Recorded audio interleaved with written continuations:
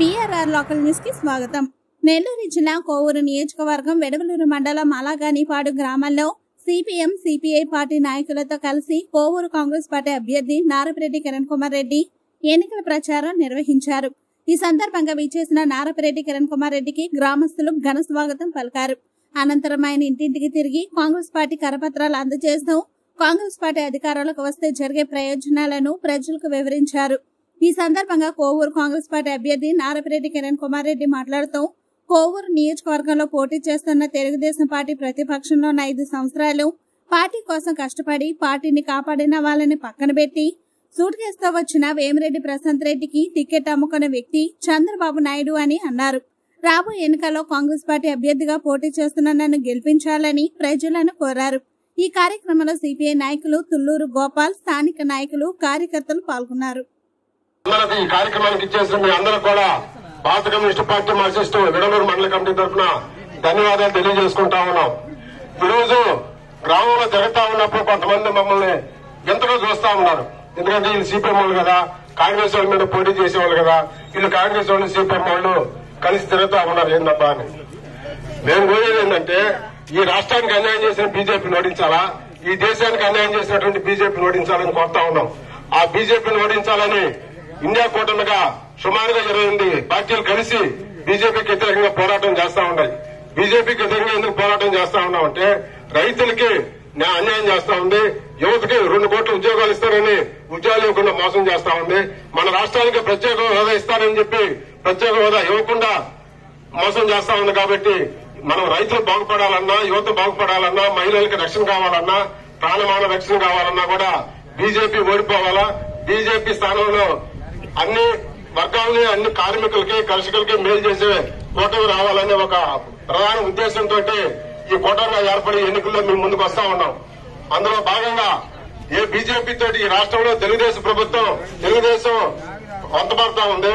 అదేవిధంగా వైసీపీ కూడా తగుదలమాట ప్రభుత్వానికి, బీజేపీ ప్రభుత్వానికి వంతపడుతుంది. కాబట్టి ఈ రాష్ట్రంలో తెలుగుదేశం ఎందుకు వాళ్ళతో పొత్తు పెట్టుకున్నారో చెప్పాలా, అదేవిధంగా వైసీపీ కూడా వాళ్ళకి ఎందుకు అంటగాగుతున్నారు, వాళ్ళతో ఎందుకు స్నేహం చేస్తున్నారు, మన రాష్ట్రానికి ద్రోహం చేసినటువంటి బీజేపీని ఎందుకు ఈ రాష్ట్రానికి తీసుకొస్తున్నారో ఈ 2 పార్టీలు చెప్పాలా. అందుకనే బీజేపీని ఓడించండి, బీజేపీ తోటి వంతపడే తెలుగుదేశాన్ని, వైసీపీని ఓడించమని, అదేవిధంగా ఇండియా కూటమిలో భాగమైనటువంటి కాంగ్రెస్ పార్టీ అభ్యర్థి నారపిరెడ్డి కిరణ్ కుమార్ రెడ్డి గుర్తు హస్తం గుర్తుకు ఓటేసి ఆ కూటమిని గెలిపించమని మేము సిపిఎం పార్టీగా కోరుతూ ఈరోజు కోవూరు శాసనసభ నియోజకవర్గ కాంగ్రెస్ పార్టీ అభ్యర్థిగా నారపిరెడ్డి కిరణ్ కుమార్ రెడ్డి అనే నేను ఈ యొక్క అలగనపాడు గ్రామంలో ఈరోజు పర్యటించడం జరిగింది. ప్రచారంలో భాగంగా, ఎన్నికల ప్రచారంలో భాగంగా. అయితే ఈ గ్రామానికి ఒక ప్రత్యేకత ఉంది.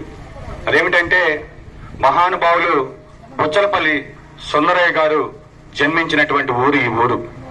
నిజంగా ఈరోజు ఈ గ్రామంలో తిరుగుతుంటే చాలా బాధేస్తుంది. ప్రపంచంలోనే కమ్యూనిస్టు సిద్ధాంతాలకి సంబంధించి ఆ రోజుల్లో పోరాటాలు జరిగే ఆ రోజుల్లో సుందరయ్య లాంటి మహానుభావులు పుట్టినటువంటి ఈ ఊరు కూడా కనీసం దీన్ని ఆదర్శ గ్రామంగా తీర్చిదిద్దాలనేటటువంటి ఆలోచన కూడా రాని రాజకీయ నాయకులు ఈ యొక్క కోవూరు శాసనసభ నియోజకవర్గ పరిధిలో ఉండడం నిజంగా చాలా బాధేస్తుంది. ఎందుకంటే సుందరయ్య గారు రాజకీయాల్లోకి వచ్చిన తర్వాత కమ్యూనిస్టు సిద్ధాంతాలు నమ్మి పెళ్లి చేసుకుని కూడా బిడ్డల్ని కంటే బిడ్డల మీద ఉండేటటువంటి ప్రేమ మమకారంతో అవినీతికి పాల్పడతామేమో, వారసులు కూడా ఉండకూడదనుకుని పిల్లల్ని కూడా కనకుండా దేశ సేవ చేసినటువంటి మహానుభావుడు పుట్టినటువంటి ఊరు ఈ ఊరు. ఈ రోజు ఈ ఊరికి వస్తా ఉంటే కనీసం దారిలో ఉండేటటువంటి బ్రిడ్జి శిథిలావస్థకు వస్తే మహా అయితే ఒక 50 లక్షలు అవుతుంది ఇరిగేషన్ సంబంధించి.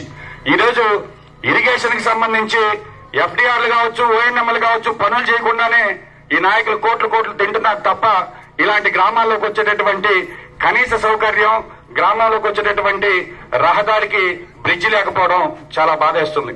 ఎస్సీ ఎస్టీ కాలనీలో పర్యటిస్తున్నాం, ఎక్కడా కూడా మౌలిక వస్తువులు కంటికి కనపడడం లే. రోడ్డు ఉంటే కాలువ ఉండదు, కాలువ ఉంటే రోడ్డు ఉండదు. మరుగునీటి వ్యవస్థ చాలా దారుణంగా ఉంది. కాలనీలో ఈరోజు ఆ రోజు ఇచ్చినటువంటి ఇందిరమ్మ ఇల్లు తప్ప కొత్తగా ఇల్లు కట్టుకునేటటువంటి పరిస్థితులు కనపడడం లేదు. లేదన్నా పనికో బాటకో వేరే ఊరికి వలస వెళ్లి పని చేసుకునేటటువంటి వాళ్ళు పెన్షన్ 1వ తేదీ రాగానే భయపడి పరిగిస్తున్నారు. ఎందుకంటే 1వ తేదీ తీసుకోకపోతే, ఆ నెలలో తీసుకోకపోతే వచ్చే నెల పెన్షన్ ఎగ్గొట్టడానికి ఈ ప్రభుత్వం ఎప్పుడు రెడీగా ఉంటుంది. కాబట్టి ఇటువంటి పరిస్థితులు అన్ని కూడా మీరు బేరించి వేసుకొని సంక్షేమం ఒకటే కాదు. ఎందుకంటే ఈరోజు వైఎస్ఆర్ కాంగ్రెస్ పార్టీ వైసీపీ 2.0 అనే పద్ధతితో ఒక మేనిఫెస్టో నిన్న విడుదల చేయడం జరిగింది.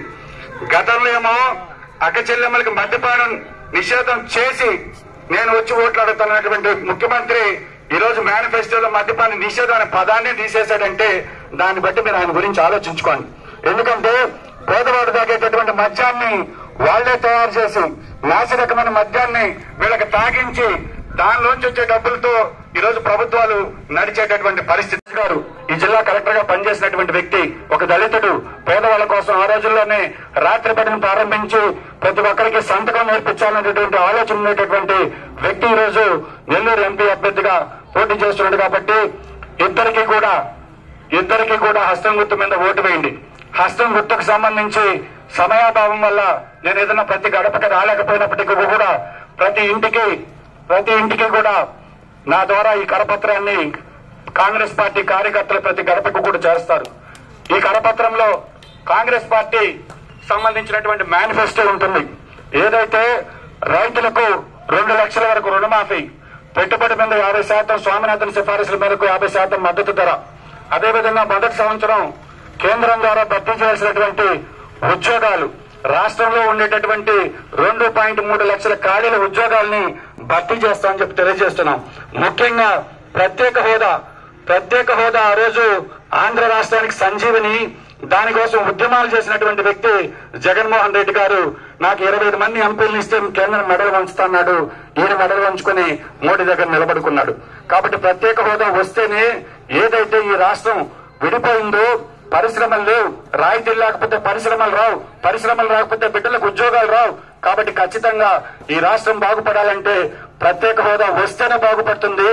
అది ఇండియా కూటమి అధికారంలోకి రాగానే 10 సంవత్సరాలు ఈ ఆంధ్రప్రదేశ్ కి ప్రత్యేక హోదా ఇస్తానని రాహుల్ గాంధీ గారు స్వయాన మనకి గ్యారంటీల రూపంలో ఆంధ్రప్రదేశ్ మేనిఫెస్టోలో పెట్టడం జరిగింది.